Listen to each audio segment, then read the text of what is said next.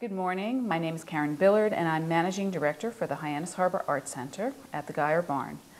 It's a wonderful facility on the National Register of Historic Places, a beautiful old barn, and it is run by the town of Barnstable. And we have a great variety of programming that is scheduled in the space this year. We are finishing off the month of March with an exhibit by Bernadette Mae. It is recent works. Now, Bernadette has been involved in the center for a very long time, from being an intern with Sarah Hall, who teaches life drawing here on Tuesday evenings, through to being her own artist, but helping us with events, is my right hand. Administrative assistant, helps with updating the website, getting out newsletters, all kinds of things. And it's such a pleasure to have this opportunity to show her work as an artist. Welcome, Bernadette. Thank you. So talk a little bit about what you're going to be showing this month. Well, my recent works have been with spray paint and latex paint, and they're a lot bigger than usual. Most of them are about 5 by 6. Spray paint is completely new to me, and I had no idea how to use it when I first started, so that's why I started big, to get used to it, and feeling really comfortable with a new medium, and it's just really exciting. Something that's been in my head for so long, I finally have on a canvas now that I have this new medium. Wow, and so where do you work? I have a studio in Chatham. It's a great big garage, so I have plenty of space. I get everything messy. I can use my whole body. I love art therapy and the kinesthetics of the art and the catharsis of throwing paint around. That's what I love. Well, I'm very excited to see your show. One of the other things that you're also doing with the center is the SOS Sunday Open Stage. Yes, we had our first one the first Sunday in March. It was a small group, but it was great. It was so much fun. Everyone had a blast. We had a lot of poets. It was a great way to connect with other musicians and poets. I'm not a musician myself, but I appreciate it, and I love getting the input of other types of artists. Right. So, and in that open mic, we're going to have a featured artist each month, and you're also working with Joe Gavea, who is a local poet. He does several open mics in different places. He helps with youth programs. He's coaching a poetry team right now at the Barnstable High School. But he has been doing open mics since the days of the Prodigal Son, and its more recent occupant, the Black Spot. Yes, he didn't do them there, but that was my first taste of an open mic, and I didn't know how to run one, so I'm happy I have Joe to show me the ropes. Yeah. Yes, it's very exciting programming. So talk about what motivates you as an artist. What interests you? Oh, what doesn't interest me? It's, like I said, art therapy is the #1 thing. I just love to create, and visually I've been just inspired by all works of modern art. I'm taking an art history class, and you can see the progression of different art movements through my current pieces as I get influenced. I always love the expressionistic styles of post-impressionists all the way up through Basquiat and graffiti artists.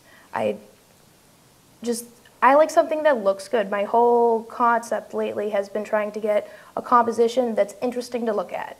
It's not just a picture.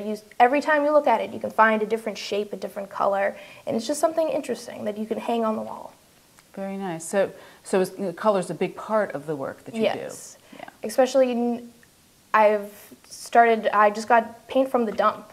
Instead of buying paint, I started working part-time so I could paint more, and I have a very limited palette, but having that limitation makes me experiment more, and I have to be a little free, just like when you're in a drawing class and you say, oh, I don't want to draw today, and you do a great drawing. When you stop caring, something happens. Very interesting. So as an artist, how much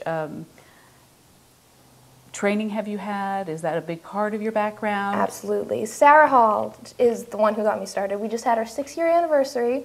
I was paired with her through the Cape Cod Museum of Art Schools to Career Internship Program through Linda McNeil Kemp does it. She's amazing. It's such a great program.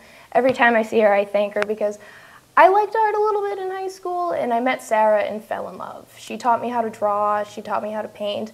She got me so excited about everything. She's a great teacher and a great friend. Sarah's a wonderful mentor. I've heard any number of young artists on the Cape who have had the great experience of being in her, especially her teen classes, or being an intern with her, how motivating it is, and she's so generous with her time.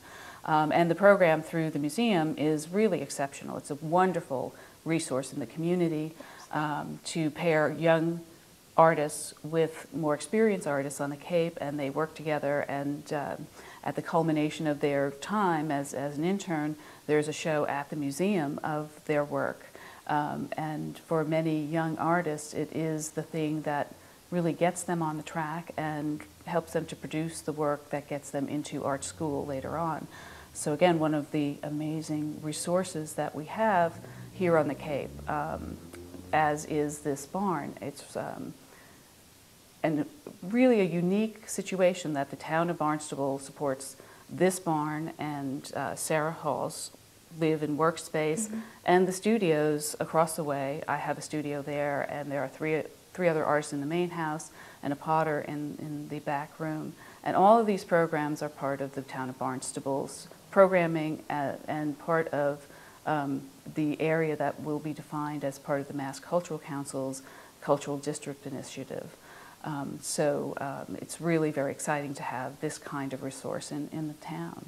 And Bernadette, you've been a real big part of making this space what it is, because nothing like this happens but with one person.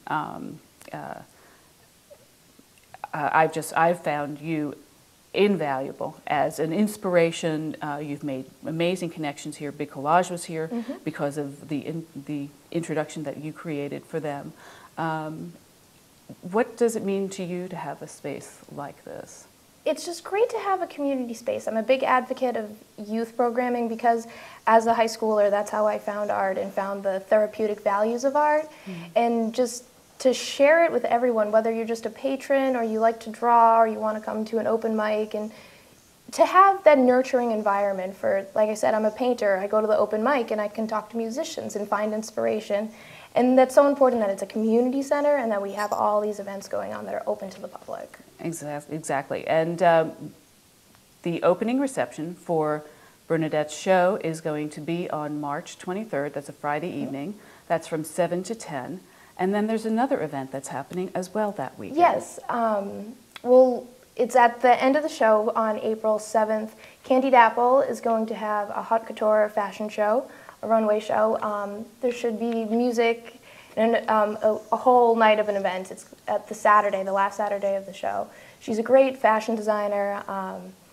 Candied Apple is just amazing haute couture. It's wearable, but it looks wonderful on the runway. It should be something new and exciting for the barn. It'll be really fun. It's really exciting, and actually that really fits right into a trend where the number of major museums are now recognizing fashion, and in particular the haute couture expression of fashion design as an art form. The Metropolitan Museum in Manhattan has the Costume Institute, which has been doing wonderful exhibits of that kind of work for a very long time, and a number of other institutions are picking up on that. And we're so pleased to have an opportunity to showcase work in the material world, but with a different,